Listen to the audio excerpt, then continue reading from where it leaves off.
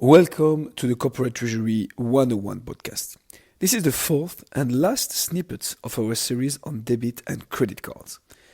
This episode is dedicated to the implications of those cards for treasurers. Finally, we are getting to the real deal. But we wanted to clearly break down what was behind them so we could understand better how corporate treasury departments are impacted by their usage.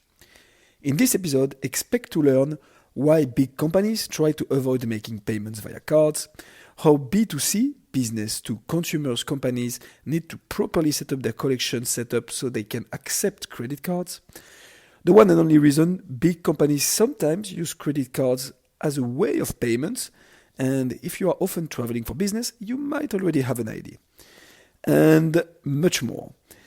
As said, this is the last snippet of our big episode on debit and credit cards that will be posted next.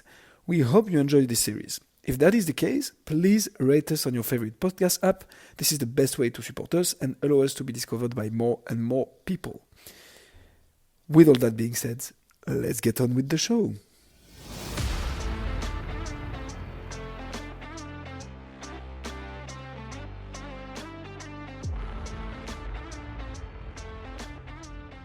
All right, Graham. So you took us through what debit cards and credit cards are, the different, what you called stakeholders, different parties involved in the transaction, and who gets a cut of what and what each person's doing. Tie all this back to corporate treasury. How does this implicate corporate treasury exactly? Yeah. So we often start this section, the implication for corporate treasury, by tackling obvious points. The fact that big companies, and so corporate treasury departments, rarely do pay their suppliers, employees, and so on via credit cards. We said the same for the checks, and we said the same for physical cash. So the implications for corporate treasury here are mostly linked to collections. Okay, but if you're a B2C company getting paid by customers in credit cards, B2B probably less, maybe it's a bit more bank transfers, but could be as well. Exactly. But I mean, I've had in the past corporate cards, for example, so corporate credit cards. As an employee, you mean? As an employee, yeah. Issued by my companies for my travel expenses and whatnot. That's an implication for the treasurer, right?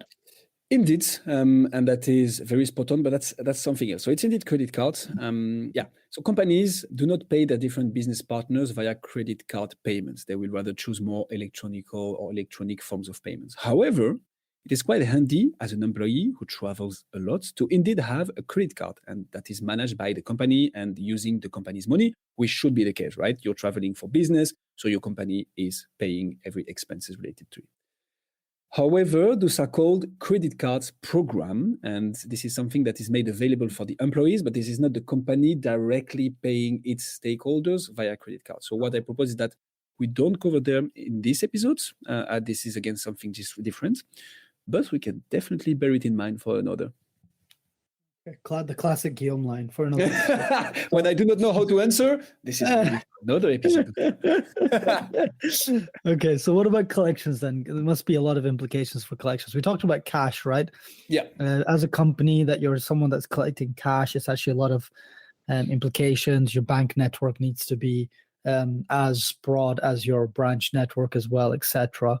Tell us about the implications in treasury for a company that's collecting payments in. For me, as a cafe, Absolutely. What implications are you taking into account?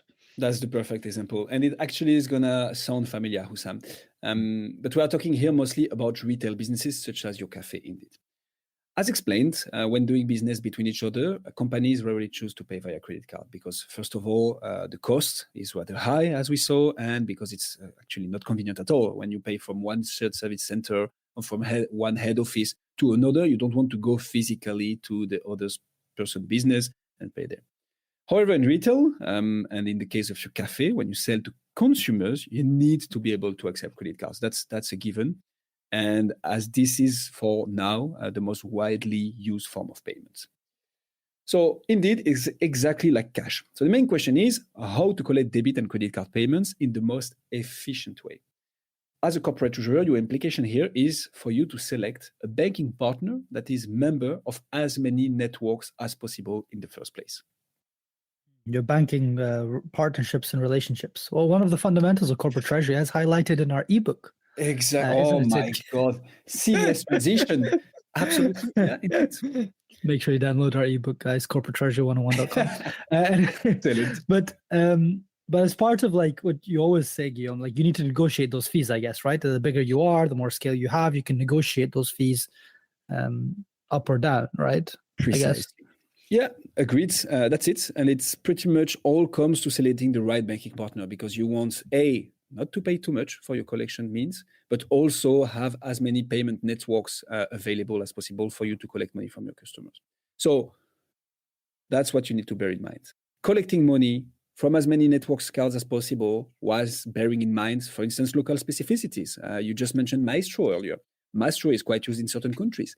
Bank Contact is another, such as Belgium, for instance, and the Netherlands. You use quite a lot this network. So as a corporate treasurer, when you select a banking partner, you pay attention to what payment networks they are a member of, how they enable you to collect card payments. So you need a point of sale, potentially a cashier, a checkout, and something that allows you to read credit card payments, and the fees, obviously.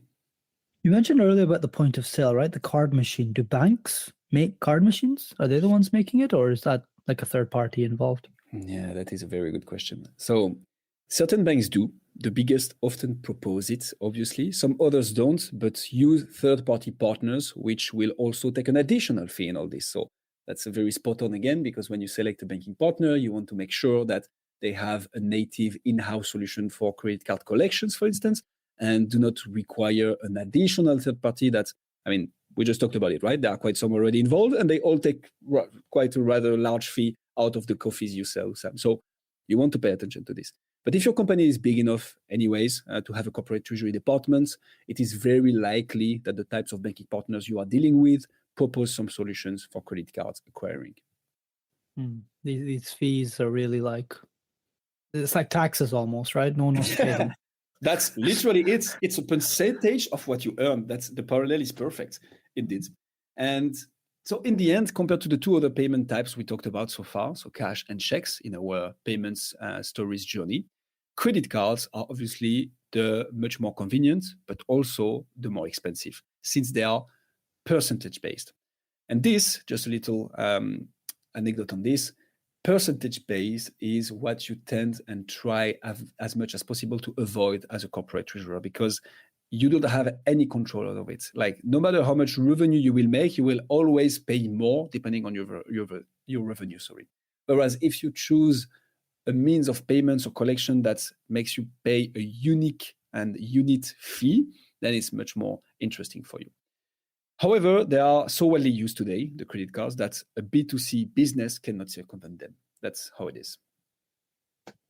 So you would negotiate these fees whilst you're selecting your banking partner, right? Yeah, and obviously the bigger your business, the better the conditions you're likely to get. So the bigger you make your RFP or your selection of banking partners, the better condition you might have. But this is indeed something you should challenge your banks on, also on a regular basis, since it represents quite some money at the end of the year. Thank you very much, Guillaume. Thank you, Sam.